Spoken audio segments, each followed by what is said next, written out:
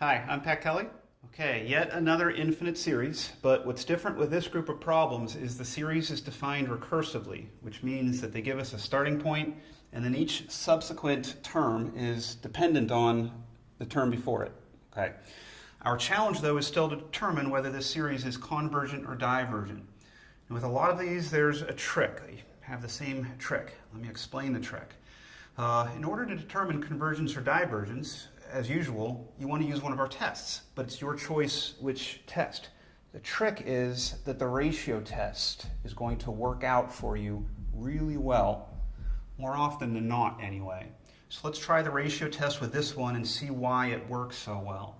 Our ratio test, as always, is the limit as n goes to infinity, the absolute value of a sub n plus 1 divided by a sub n. And so for us with this series, limit still, n goes to infinity still. But for that numerator, they've given us a formula for a sub n plus 1. So I'm going to put that expression up here, 4n minus 1 divided by 3n plus 1 times a sub n. That's my numerator. And the denominator is just a sub n, and that's all I'm going to write is a sub n. The ratio test does have absolute value bars, but if you don't mind, I'll drop them at this step because everything's positive. Your first term is positive, this fraction is positive, so all the subsequent terms are going to be positive. So this is the limit that we're looking for. And if I've given you long enough to look at my work, you might see the trick. The trick with the ratio test is that you're going to have an a sub n up top and an a sub n in the bottom. They're going to cross out. So this limit simplifies quite a bit. N goes to infinity still, but you're really just looking for the limit of this fraction. 4n minus 1 over 3n plus 2. And this takes us back to the good old days doing limits. This limit's not bad at all. You should be able to see that the answer is 4/3, right?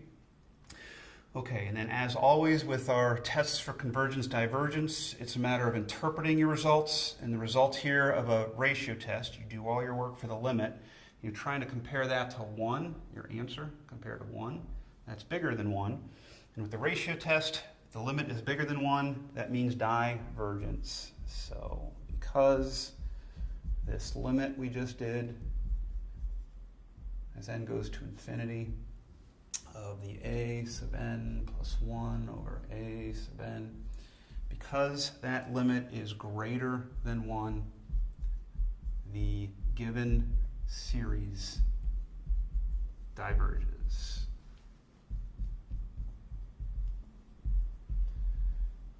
And that's an answer. So for some of these other problems where the series is defined recursively, look for that multiplication by a sub n when they're defining what a sub n plus 1 is. When you see that, that's when the trick's going to work for you, that this ratio test is going to have a sub n's that cross out. Okay? Thanks, and I hope that helped.